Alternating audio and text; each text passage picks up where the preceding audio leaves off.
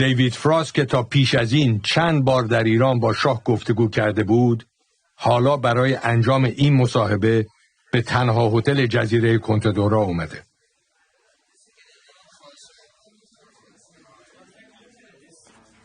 در بخش‌های پخش نشده این مصاحبه، شاه برای اولین بار ناگفته‌هایی رو از ماه‌های پایانی سلطنتش بیان میکنه که تا قبل از این در هیچ جا از اونها سخن نگفت.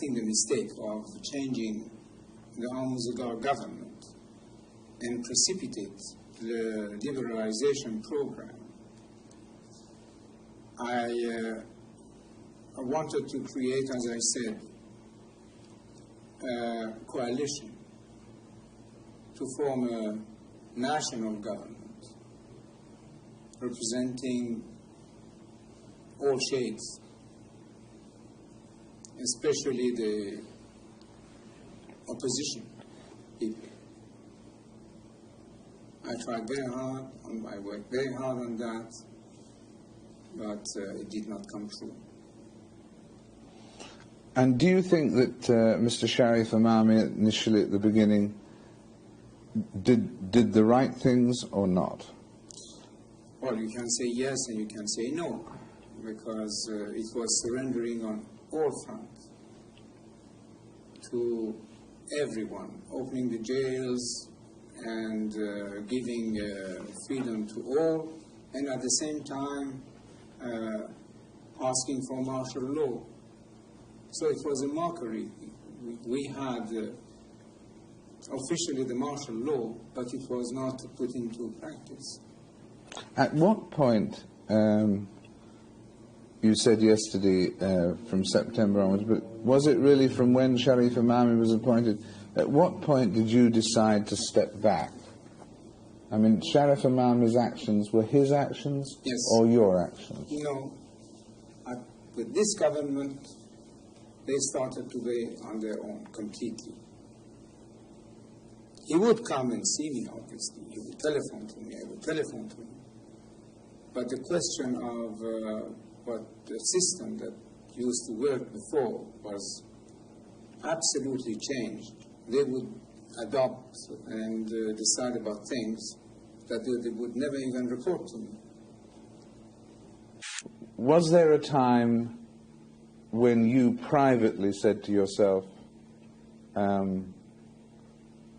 I may have to leave, before anyone suggested it to you? I was rather thinking that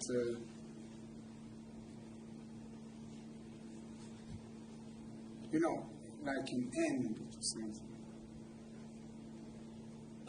Without thinking of going, you were thinking maybe this is the end of an era. Or something.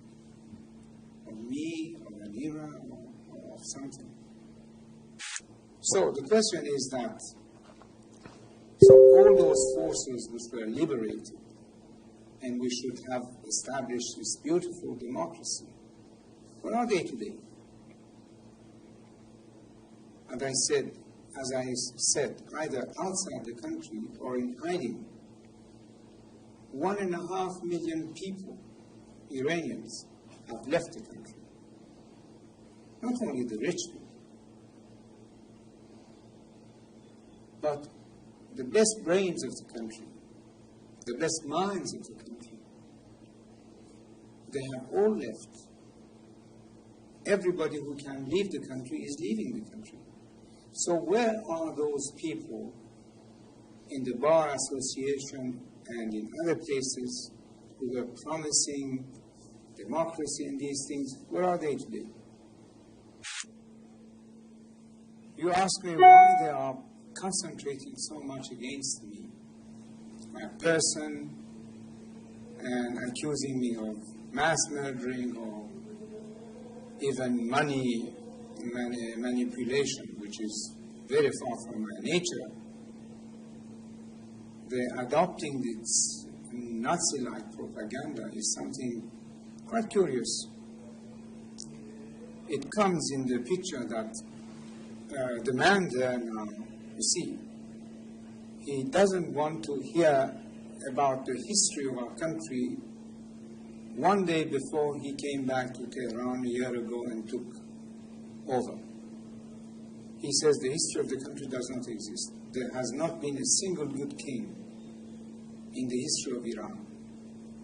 So he thinks that the history of Iran starts with him. That's why they are concentrating so much on me, because I was the king. The history of Iran must disappear. With I as a king, with the other kings, with everything that existed before February 1979. A patriot must think of the future. I'm thinking of the year 2000. If we kept our youth and our population out of the orbit of the new technology, how could we be competitive with the rest of the world in the year 2000? Unless we are ready to fall in the category of the 5th or 6th great nations. Now they say that boys of 15 and girls of 13 could marry. Our population explosion is 3.2 already. Soon it will become, I don't know, in the category of 5 to 6%.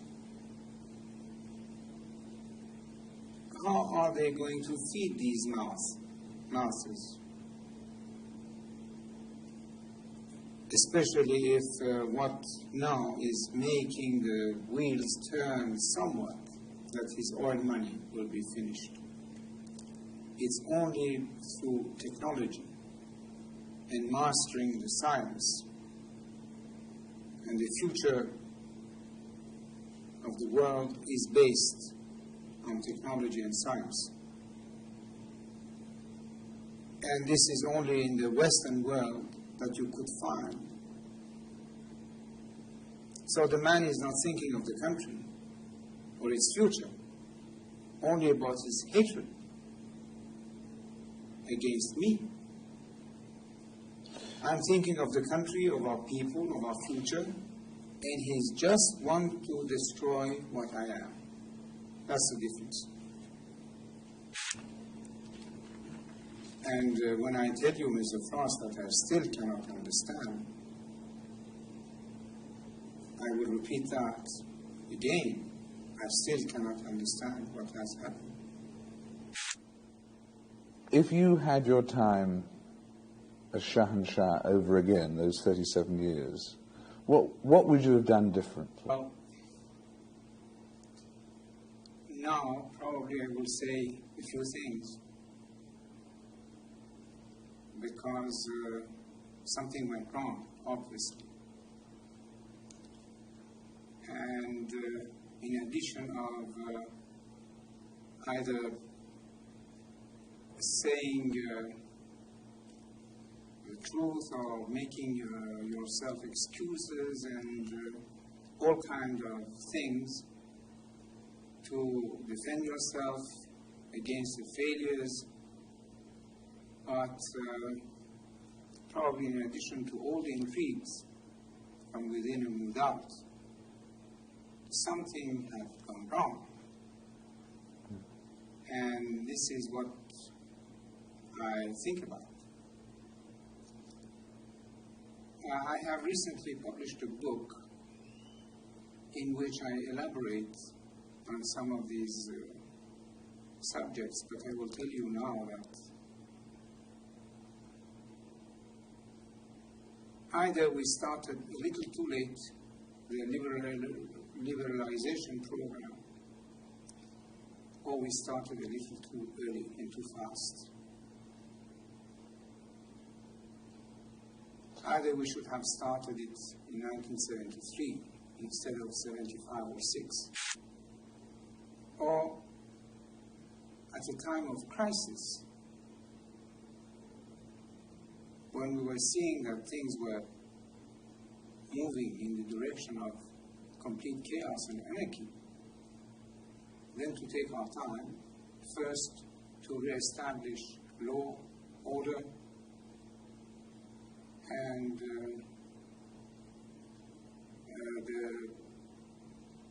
execution of rule, implementation of rule, and then start to liberalize again. It's one of those two things. But I was following my inner instincts. How do you think future generations of Iranians will view your 37 years?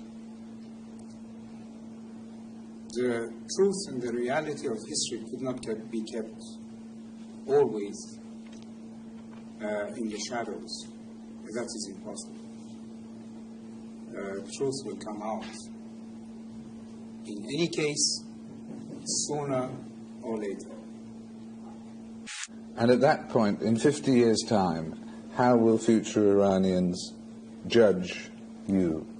50 years, I hope it will be sooner than that. Well, whenever, I was saying, how will your people, after a period, judge you? Well, if they read history, they will see what it was before my father, what it was when I took over, and what it was when I left. Do you feel that your people let you down, or that you let your people down? First of all, when we say the people, we cannot talk about all the people. That's absolutely not true. I can say that the silent majority remains silent. And if I let my people down, it was for the purpose that I tried to explain, that a king cannot be a dictator and that a throne could not be based on blood. This is my only explanation for what it is worth. Did your people let you down, do you think? Well, the majority remains silent.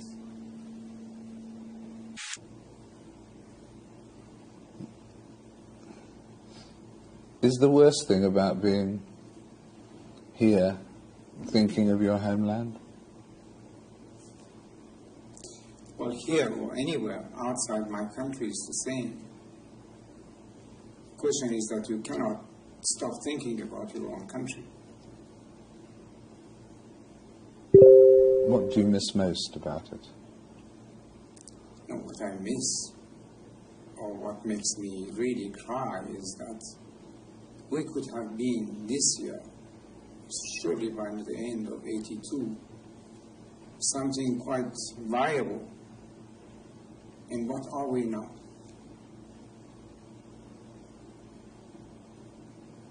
What has it served? The religion? Democracy? Human rights? The rule of the people?